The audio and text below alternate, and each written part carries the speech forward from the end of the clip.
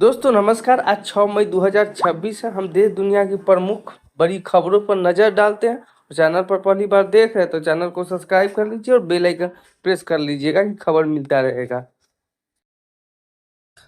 ममता बनर्जी बोली, इस्तीफा नहीं दूंगा, हम हारे नहीं हराया गया है। पश्चिम बंगाल के मुख्यमंत्री ममता बनर्जी ने मंगलवार को कोलकाता में प्रेस कॉन्फ्रेंस के दौरान मैं सीएम पद से इस्तीफा नहीं दूंगा, हम जनादेश से नहीं साजिश से हारे हैं, इसलिए इस्तीफा देना राजभवन नहीं जाऊंगी।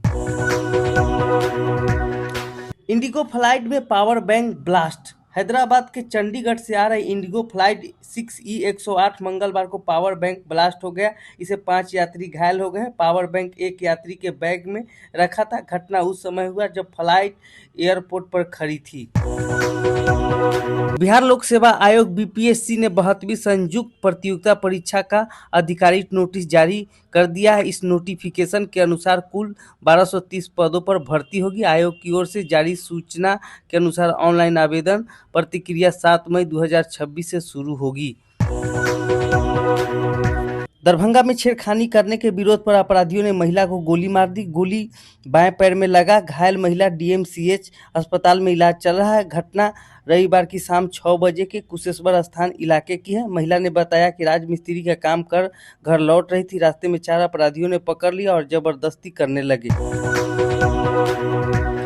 विक्रमशिला सेतु का स्लैब एक हिस्सा अचानक ध्वस्त हो जाने से क्षेत्र में हड़कंप मच गया। इस हादसे के बाद भागलपुर नौगछिया रूट पर वाहन की परिचालन पूरी तरह से ठप हो गया। सड़क मार्ग बंद होने की वजह से हजारों यात्री गंगा के दोनों ओर फंस गए।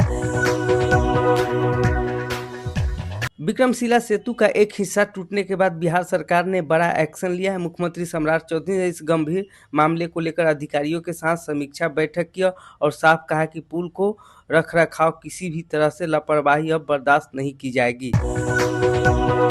राजस्थान के उत्तरी पश्चिमी हिस्से में चक्रवात बनने से देश के बड़े हिस्से में मौसम बदल गया है। दक्षिण पूर्व और उत्तर प्रदेश से लेकर तमिलनाडु तक ट्रफ बनी हुई है, जिसे उत्तर मध्य और दक्षिण भारत में बारिश का असर है। दिल्ली में मंगलवार को दोपहर ओले गिरे। पिछले 24 घंटे में उत्तर प्रदेश, बिहार समेत पूर्वोत्तर राज्यों में आंधी और तेज बारिश हुई है। यूपी में आंधी बारिश से 8 लोगों की मौत हो गई है।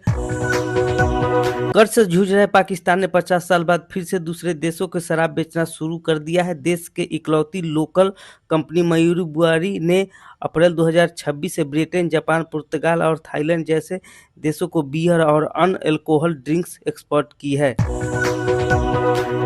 अमेरिका के राष्ट्रपति डोनाल्ड ट्रंप ने एक बार फिर से राष्ट्रपति बनने की इच्छा जताई है। व्हाइट हाउस में एक कार्यक्रम के दौरान ट्रंप ने कहा कि 8-9 साल बाद पद छोड़ेंगे। यह सुनकर वहां मौजूद लोग हंसने लगे। ट्रंप ने कहा कि वह मजाक नहीं कर रहे हैं, उन्होंने काम करना पसंद है। ट्रंप ने यह भी कहा कि अभी उनके कार्यकाल की शुरुआत ही है, बहुत काम बाकी है। रूस और यूक्रेन ने 9 मई से विक्ट्री डे से पहले अलग अलग समय पर युद्ध विराम का ऐलान किया है। रूस ने शुक्रवार और शनिवार के लिए सीजफायर घोषित किया है, जबकि यूक्रेन ने कहा कि वह बुधवार को 12 बजे रात से युद्ध रोक देगा। रूस के रक्षा मंत्रालय ने यह फैसला द्वितीय विश्व युद्ध में नाजी जर्मनी की हार की 21वीं सालगिरह के मौके पर लिया है। भारत में बुकिंग गैस एलपीजी की मांग अप्रैल में गिरावट रही। अमेरिका, इजराइल और ईरान में जारी संघर्ष के तनाव के कारण सप्लाई बाधित हुई है, जिसके सीधा असर भारतीय रसोई और कमर्शियल सेक्टर पर पड़ा है। सरकारी आंकड़ों के अनुसार एलपीजी की खपत 16.16% कम है, जबकि 2.2 मिलियन टन रह गई है। इराक की सरकारी तेल कंपनी अपने बसरा मीडियम क्रूड पर $33.40 प्रति बैरल की छूट दे रही है। अभी इसकी कीमत $120 प्रति बैरल के करीब है, जिसे ब्लूमबर्ग के रिपोर्ट के अनुसार यह छूट